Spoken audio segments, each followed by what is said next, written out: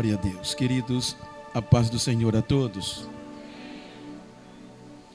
Eu quero ler o texto. É a mensagem que está ainda no coração. O livro do Êxodo, capítulo 2, versículo 10. O texto diz: quando o menino já era grande, ela o levou à filha de Faraó, da qual ele passou a ser filho. Esta lhe deu o nome de Moisés e disse: porque das águas o tirei.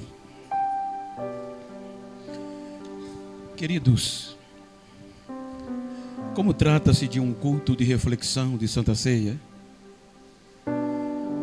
e a Santa Ceia é um culto de restauração, de lembrarmos da bondade de Deus e das suas promessas, e de refletirmos do que Ele fez por nós, eliminando os nossos erros. Por isso, eu gostaria de falar-lhes sobre projetos devolvidos. Os irmãos hão de convir. O texto e o contexto é muito conhecido. Conhecemos ele de cor e salteado. O interessante observarmos é que Moisés vem ao cenário como um projeto escolhido por Deus em um momento difícil para o povo de Deus, que estava ameaçado por alguns aspectos políticos, por conta da dura servidão de Faraó para com o povo. Então, no texto nós percebemos que Moisés surge diante de uma impossibilidade humana, quando a ordem vinda da maior autoridade política do mais poderoso país daquela época era de eliminar todos que nascessem do sexo masculino. Então os irmãos hão de convir que neste contexto de destruição, de eliminação, a Bíblia cita que nasce um menino filho de levitas, descendentes da tribo de Levi, e por conta de aspectos ou de características, de adjetivos favoráveis, ele é salvo da morte pela própria mãe, tendo em vista que a Bíblia diz que ele era formoso. Então isso contava muito na época. Então a mãe, vendo esta beleza diferente de Arão ou de Miriam, ela o poupa e para salvá-lo joga no cesto. Ele estando no cesto, diz a Bíblia que a filha de Faraó, justamente naquele dia, vai se banhar. E as suas servas dão voltas em juncos, que é comum nascer nas águas, o cesto encalhou. E o menino chora e ela ouvem e percebem e vão socorrer a criança. O interessante é que nós já percebemos que é um projeto de Deus, pois não há registro de sobrevivência de nenhum outro, mesmo que a história também não relata. Não há registros acerca deste assunto, só Moisés.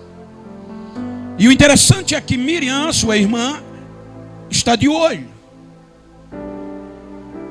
Então é quando a princesa pega o cesto, vê o menino, se apaixona, mas não sabe o que fazer. Grávida não estava, não tinha como amamentar. E chegar com uma criança a beber no colo, no palácio, era frustrante. Então a Bíblia diz que Miriam se aproxima e se predispõe, dizendo-lhe: eu conheço uma mulher que tem disponibilidade de cuidar dele para a senhora. Então veja que a princesa entrega e diz: entregue a esta mulher e diga que eu pagarei a ela o salário para ela criar ele para mim. Então Moisés volta para onde nasceu o bebê. E como o bebê não tem vontade própria e vai se desenvolver amamentando-se no seio da sua própria mãe materna. A Bíblia diz que com o passar dos dias ele vai crescendo naturalmente. E quando ele cresce, ele vai crescendo em meio ao seu povo. Moisés vai crescendo em meio aos hebreus. Vamos partir do pressuposto até a adolescência e a juventude. Então ele já começa a viver no meio dos hebreus, sabendo todas as histórias. Então a Bíblia diz, no versículo 11, se nós lermos: naqueles dias, sendo o menino ou o homem já feito, ou seja, quando nós lemos o versículo 10, ouvimos o conceito. O menino saiu de bebê, se tornou grande. Quando ele se torna adolescente, partindo desse pressuposto do grande, ele vai ser levado para a filha de Faraó e ela toma-o como filho. Veja que até aqui ele é anônimo. Até aqui não foi Joquebede, não foi Anão que deu nome ao filho para a história. O nome vai aparecer para Moisés, ele sai do anonimato quando ele já estava grande, partindo do pressuposto adolescente. A Bíblia diz que quando ela recebe a filha de Faraó, ela tem como filho dela e é ela que põe o nome. E o nome que ela coloca é Moisés, que quer dizer, porque das águas o tirei. Então veja que agora ele vai estar no palácio. Ele agora tem nome. Ele agora tem futuro. Veja como Deus vai trabalhando de bebê. Cuidou no cesto. Agora, como adolescente, Deus vai colocar ele no lugar que cada adolescente ou jovem queria estar, no palácio da maior autoridade política de Israel, do Egito. Então, o que é que ele tem direito agora? Olha como Deus trabalha. Ele vai estudar nas melhores faculdades do Egito. O contexto histórico. E eu digo isso porque nessas 2 vezes que eu fui ao Egito, eu tive o prazer de conversar cerca de passei quase 5 dias, todos os dias, saímos de 8, só voltávamos às 18, às 19, ouvindo arqueólogos. Não é simplesmente uma viagem, é um curso. E ele falava estas coisas que ele estudou na melhor faculdade do Egito, ou nas melhores, tanto em Mênfis, que era na época a cidade principal, como Heliópolis. Era um contexto de cuidado tão grande que ele estava sendo preparado para ser futuro faraó. Era um sucessor do possível faraó que estava em exercício. Então as melhores faculdades vieram para ele. Guias, ou seja, seguranças, 24 horas cuidando dele. Então veja que o versículo 11, a tonalidade muda. Veja o que a tonalidade diz. Sendo Moisés, se você ler capítulo 2, versículo 11 de Êxodo, vai dizer, veja que ele começa como bebê, ele se torna menino, ele se torna adolescente, está no texto, e agora já é homem feito. O versículo 11 diz isso. Sendo Moisés, ou melhor, versículo 11 do capítulo 2. Naqueles dias, sendo Moisés já homem feito. Na minha versão está assim, atualizada. Já grande, já adulto. Então veja que agora ele estava pronto, formado de uma maneira tamanha, que se você ler Atos dos Apóstolos, séculos se passaram, veja o teor da formação de Moisés. Quando você vai ouvir e ler a pregação de Estevão, Atos 7:22, olha o que é que ele diz. Quem lê para mim aí? Abre a Bíblia rapidinho. Olha, só para ler, só para você ter uma ideia do quanto ele chegou à idade adulta. O que é que diz? Leiam, por favor. Atos 7:22. E Moisés foi educado em toda a ciência dos egípcios, e era poderoso em palavras e obras. Veja que para isso estar aqui, a história não apagou. Porque séculos e séculos se passaram de Moisés, da formação, para o Novo Testamento, para Estevão. E Estevão ainda fala da formação dele. Agora Moisés está pronto. O povo estava oprimido. Deus pegou o projeto de bebê e deixou ele pronto como adulto. Pronto para, se possível for, dominar a maior potência política e econômica do mundo antigo. Mas aí acontece algo inesperado.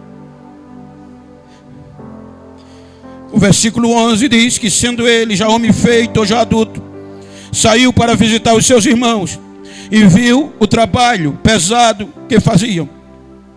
Viu também um certo egípcio espancando um homem, um do seu povo. Olhou para todos os lados e, vendo que não havia ninguém para ver, matou o egípcio e escondeu na areia. Ou seja, um erro grave. Quando Deus preparou o Moisés, deixou ele no ponto,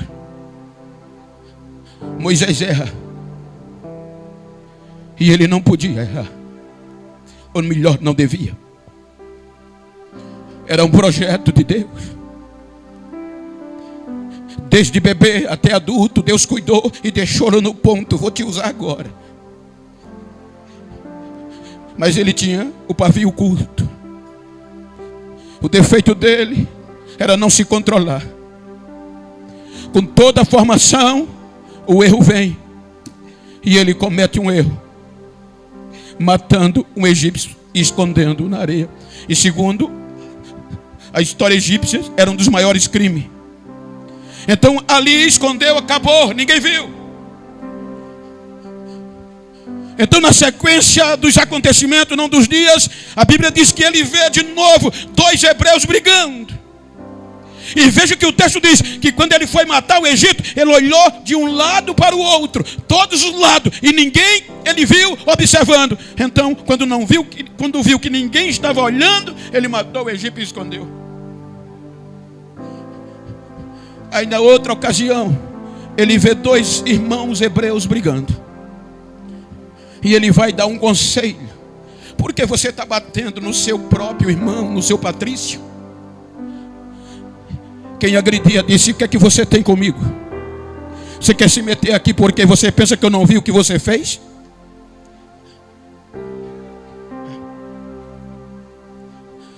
Eu vi quando você matou o Egito e escondeu na areia. E as orelhas suspendem. Moisés baixa a cabeça. E o erro vem na sua mente e no seu coração. A sequência diz que a notícia chegou no palácio e Faraó soube do que ele fez. Quando ele soube que Faraó já estava sabendo e queria matá-lo, olha o que diz o versículo 15. O versículo 15 do mesmo capítulo diz o quê? Quem lê? Informado deste caso, procurou Faraó matar a Moisés. Porém, Moisés fugiu da presença de Faraó e se deteve na terra. Se deteve, guarde isso. E assentou-se junto a um poço. A gente costuma pensar que foi Deus que mandou Moisés para o deserto, mas não foi. É diferente de Jesus. Jesus, o Espírito Santo o conduziu. Moisés não, ele fugiu. O erro pesou tanto que vem as consequências. Esqueceu de tudo que havia feito. Deus preparou tudo certinho desde o berço, lhe dando salvação quando a possibilidade era zero. Mas por ser pavio curto, impulsivo, matou o homem, e o erro fez ele fugir. E o interessante é que ele foge, abre mão do palácio, abre mão da casa dos pais dos hebreus. E o deserto é um deserto. A única coisa que você vê no deserto não é juntas, não são juntas, são acácias e espinhos, sássaras, uma longe da outra. Quando você encontra o deserto que Moisés não era fácil. Por quê? Porque o erro de Moisés fez ele fugir. O erro impregnou na mente e no coração do Moisés e o jogou no deserto. E no deserto ele se conformou. Porque o Senhor está dizendo isso, que é um culto de Santa Ceia. E quantos de nós não estamos acorrentados em um deserto por conta de um erro que cometemos? Quantas pessoas já perderam aquela alegria de falar línguas estranhas e da salvação? Porque o erro está impregnado. Você errou, você fez isso, você fez aquilo, você não serve mais. E esse erro acorrenta a gente em lugares que não dá mais coragem de fazer mais nada na igreja. Mas nessa ceia eu vim te dizer que é hora do deserto devolver o projeto.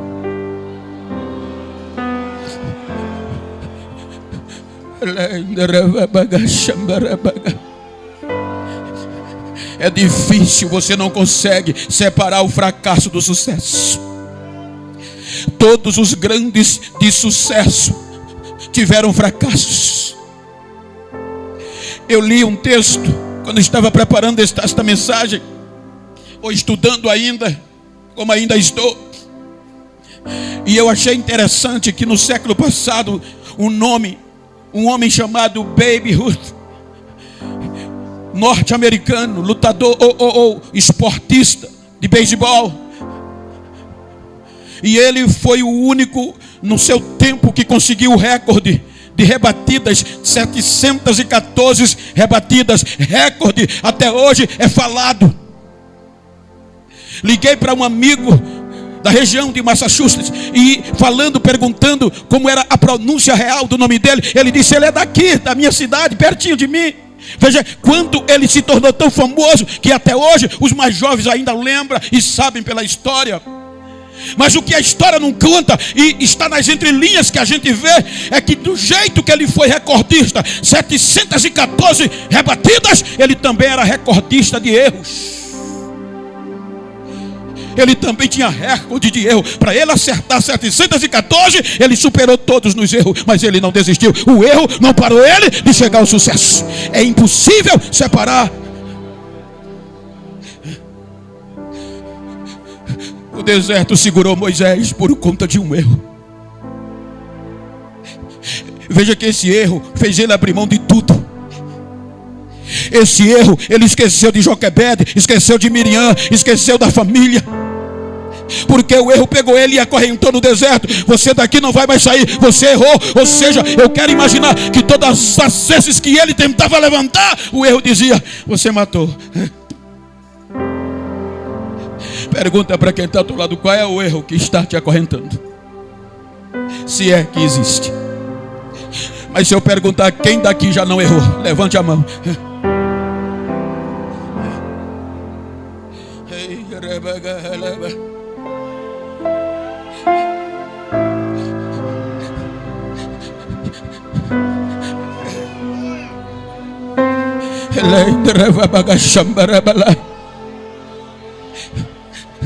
O teu erro não é maior do que a bondade de Deus.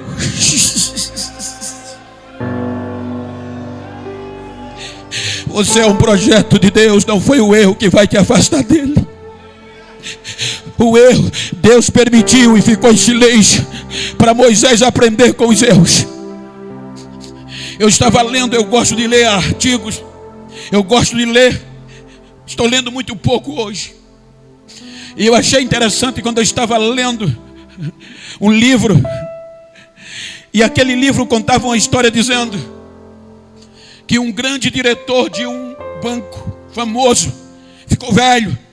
E quando ele ficou velho, ele chamou um dos diretores jovens, chamou no escritório e disse: eu vou me aposentar, e eu escolhi você para ser o meu sucessor. Aquele jovem ficou, quase que perdia os sentidos de tão impactante que foi a notícia. Quando ele se recuperou, ele disse: Senhor, eu sempre lhe apreciei, lhe admirei pela sua liderança, pela sua conduta na frente desta empresa. Eu sempre lhe admirei pelas atitudes que o Senhor tomou. Qual é o segredo do sucesso de chegar onde o Senhor chegou? O velho disse: tomando decisões acertadas. Aí o jovem parou, olhou para ele e disse: como foi que o senhor aprendeu a tomar decisões certas? O diretor baixou a cabeça e disse: tomando algumas erradas. Eu aprendi a acertar com os erros. Então o erro não é para você desistir. O deserto está querendo te acorrentar, está querendo dizer que você não serve mais. O erro não é para você ficar ancorado, parado no deserto. Você não foi escolhido para isso. O erro é para você aprender por ele e crescer, que Deus ainda está te esperando.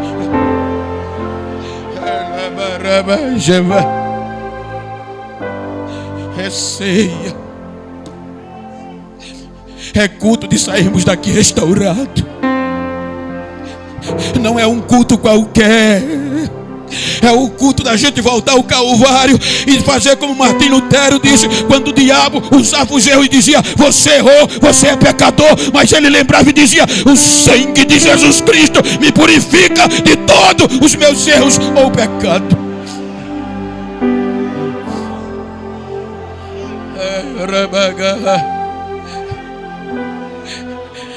O escritor diz: passando muitos dias, anos, Moisés se acostumou tanto no deserto que foi cuidar de rebanhos de ovelha. Ele não foi projetado para aquilo no contexto literal. Eu tive o privilégio, vocês sabem, de ver o que é um pastor real de ovelhas, solitário, sentado ou em pé, subindo ladeira, descendo ladeira, sem companhias. Casou. E casou aonde? No deserto. Gerou filhos, porque o erro dizia: daqui você não vai sair mais.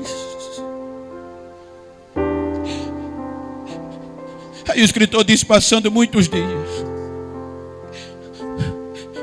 ele vai pastorear as ovelhas e vê algo diferente.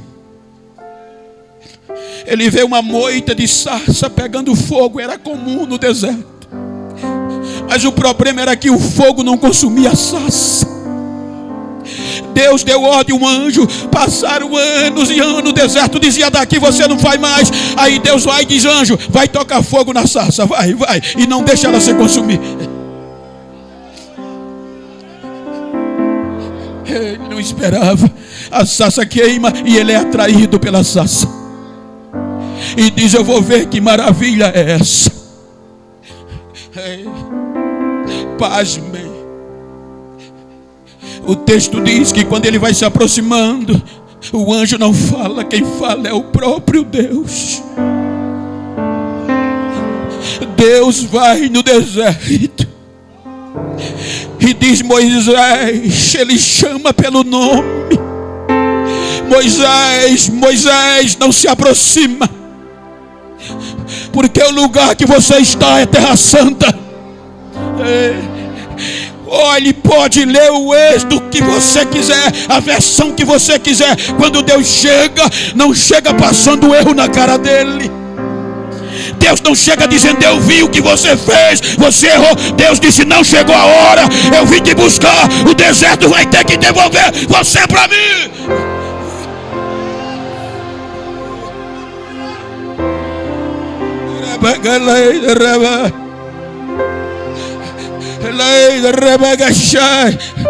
O deserto acabou com ele.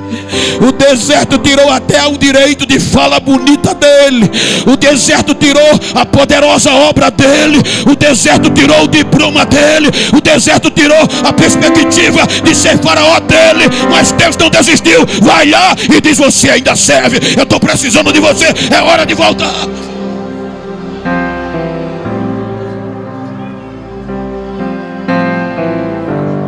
Será que você pode pregar comigo e dizer para quem está ao teu lado: não importa o teu erro, esta noite o deserto vai ter que devolver você para Deus.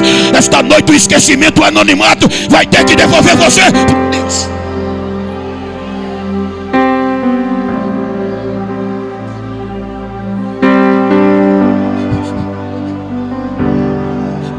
Nós que costumamos apagar histórias, nós seres humanos que costumamos passar o erro na cara um do outro, esquecendo a história que ele tem, esquecendo o projeto que ele é. Mas Deus não. Estou precisando. Já deu tempo de aprender com o erro. Eu quero tirar o meu povo e eu não abri mão de você, é você mesmo. Senhor, eu nem falar sei quem sou eu. Olha o que o deserto faz. Êxodo 2 diz que ele estava preparado. Estevão diz que ele foi formado em todas as ciências do Egito. Agora o deserto suga, e quando Deus precisa ele diz: quem sou eu? Nem falar mais eu sei. Não importa, se for preciso eu vou te dar um intérprete. Mas eu não desisto de você, o projeto é você, eu vou lhe buscar. O deserto, ei, correntes estão sendo quebradas e você está sendo devolvido para Deus. Correntes estão sendo quebradas e você está sendo devolvido para Deus.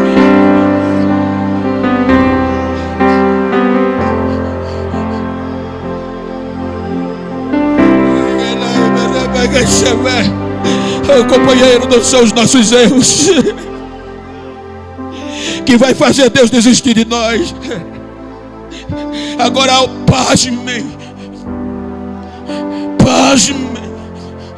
pode olhar em todo o Velho Testamento, você não vai encontrar isso aleatoriamente. Capítulo 33 do Êxodo, versículo 11. Um homem que começa errando. O que é que diz? Êxodo 33, 11. Quem lê em voz alta para mim?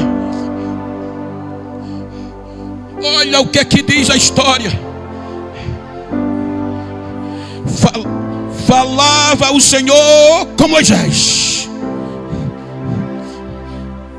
face a face, como qualquer um fala com um amigo.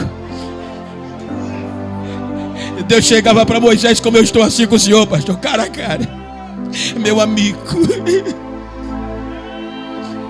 Em nenhuma história do Velho Testamento você vê Deus lembrando e passando o erro na cara dele.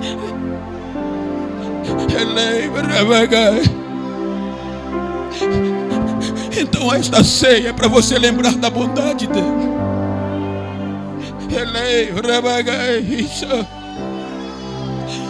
Esta ceia é para você sair daqui renovado. Essa ceia é para você dar adeus ao deserto. Esta ceia é para você ouvir o barulho das correntes sendo quebradas e vocês caindo nos braços de Deus e Ele dizendo: meu amigo, eu estava esperando este dia, eu cheguei. Eu não estou aqui fazendo apologia do erro, mas eu estou dizendo para você que é impossível separar o fracasso do sucesso. Então levante a cabeça, fique de pé por um instante.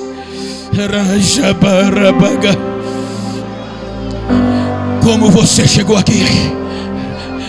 Se você puder, eu gosto sempre de fazer isso. Se você puder, é santa ceia, é confraternização. Então vira para esse crente que está do teu lado, se for íntimo ou do mesmo sexo, vira para ele, vira para ela, vira para ele aí, vira para ele, me ajuda aqui, Marinho, me ajuda aqui, vira para ele, vira para ela e diga: não quero nem saber como você chegou na ceia, quero saber como você vai sair daqui. Diga: vou voltar livre, dando até o deserto, porque o deserto hoje está me devolvendo a Deus, e os meus erros não vão ser lembrados mais. Abraça ele, abraça ela, vai, por um minuto. Te amo, Deus. Chora com ele um pouquinho, profetiza para ele e diz: o deserto dá a Deus, é hora de dar a Deus o deserto. Deus chegou para te dizer: chegou a hora. Adore, é santa ceia, adore.